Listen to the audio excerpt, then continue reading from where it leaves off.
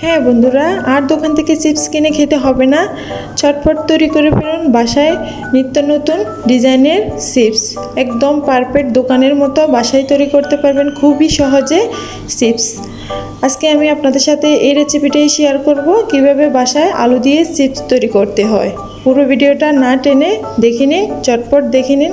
তো আমি এখানে নিয়ে নিচ্ছি কয়েকটা আলু, পরিষ্কার করে ধুয়ে নিচ্ছি।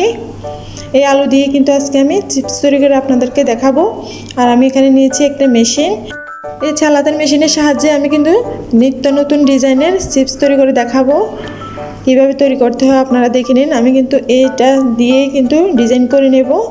এভাবে দিবেন, এভাবে দেওয়ার পর একটু ঘুরিয়ে নেবেন, দেখবেন ভিতরে আলুটা যেন ঘুরিয়ে ঘুরিয়ে দেন, তাহলে ডিজাইনটা কিন্তু একদম পারফেক্টভাবে হবে। আপনারাই বাসায় তৈরি করতে পারবেন, একদম সুন্দর সুন্দর ডিজাইনে তৈরি করে নিতে পারবেন।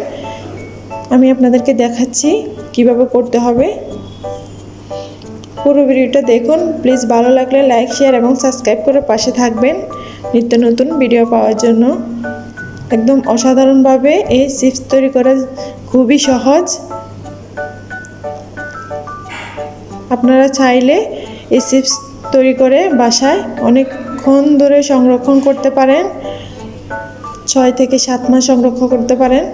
আমি এখানে সবগুলো চিপস সাইজ করে মেশিনের সাহায্যে কেটে নিচ্ছি। একবার এপাশ একবার ওপাশ করে নিলে কিন্তু এরকম ডিজাইনের চিপস তৈরি করতে পারবেন। বাসায় আপনাদের চালাতেন মেশিন অবশ্যই আছে সবারই বাসায়, কিন্তু আপনারা চাইলে নিমিশে বাসায় তৈরি করে চিপস খেতে পারেন। বাচ্চাদেরকে বাইরের খাবার না খাওয়াইয়ে বাসায় তৈরি করতে পারেন। এভাবে আমি সবগুলো চিপস কেটে নিয়েছি এরকম ডিজাইনের, খুবই সুন্দর দেখা যাচ্ছে। আপনারা চাইলেই পারবেন, দেখে নিন অনেক সুন্দর দেখা যাচ্ছে। এরপর আমি এই ডিজাইনটা দিয়ে কিন্তু একদম পয়সা ডিজাইনে কিন্তু চিপস তৈরি করে নিচ্ছি খুবই সহজভাবে। এই সস্তা আলু দিয়ে কিন্তু আপনারা বাসায় বাচ্চাদের জন্য চিপস তৈরি করে নিতে পারেন, বছর জুড়ে সংরক্ষণ করতে পারবেন। এভাবে চিপস তৈরি করলে বাচ্চাদের কোনো সমস্যা হবে না খেতে। বাইরের খাবার থেকে বাসার খাবারই খুবই ভালো বাচ্চাদের জন্য।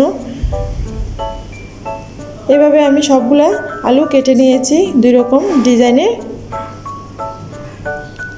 খুব সুন্দর সুন্দর ডিজাইনে। এই ডিজাইনগুলো কিন্তু একদম পাতলা আর কিন্তু একদমই সুন্দর।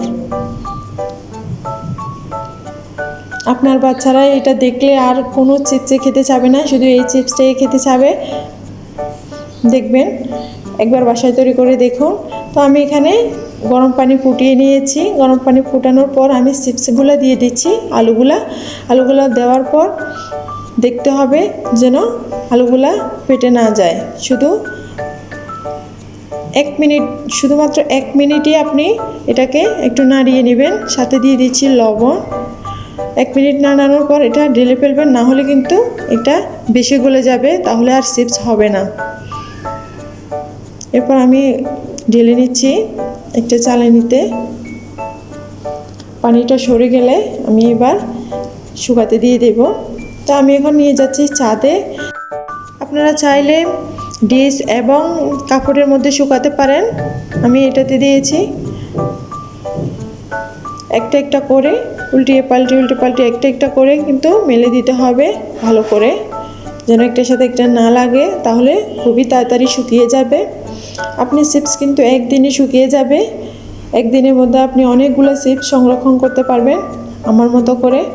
আপনারা বাসায় একবার ট্রাই করলে বুঝতে পারবেন কেমন হয়েছে, কেমন মজার একটা চিপস আলু দিয়ে অরিজিনাল চিপস।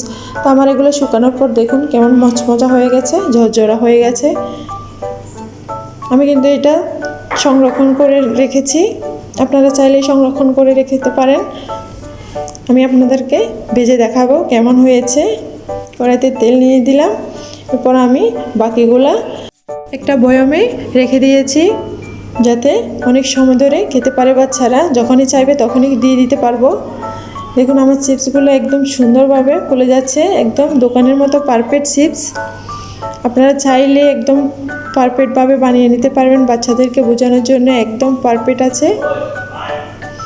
খুবই অসম্ভব সুন্দর আলু দিয়ে যে এমন চিপস তৈরি করা যায়, অসম্ভব দেখতে। এর সাথে দিয়ে দিচ্ছি একটু মশলা। যেন একটু টেস্টি হয়, স্বাদটা আর একটু বাড়ে। দেখুন একদম মচমচা মুড়মুড়া হয়েছে, কুরকুরা হয়েছে। আমার চিপসটা তৈরি হয়ে গেছে। আল্লাহ হাফেজ।